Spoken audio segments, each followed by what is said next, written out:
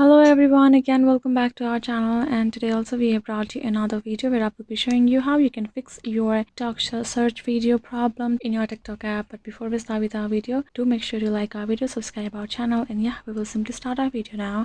What we will do is simply we will just go to our TikTok app, make sure you have updated your app, make sure your app is updated and you are installed with the account where you would like to sort that problem out. Then once the app is open, what you will do is simply tap on the search bar option over here, and here you can see the search history. You will simply delete this history and you will go back, and if you're having a problem where you're searching, your search bar is showing the same kind of contents again and again and you're not getting particular video that you're searching, so what you have to make sure you're searching with the correct title for that video, right? And then the other thing that you can make sure is you will go back and to only like and watch the kind of videos that you would like to have in your TikTok app in the future as well. That's why you can simply fix your search contents as well. And the other thing that you can do is you will simply just tap on your profile icon over here, tap on this three horizontal line on top right corner, go to settings and privacy, scroll down, and then you will find this option called free cache and cellular. Simply tap on this free up space and you can see cache downloads draft. Simply tap on this cache clear your cache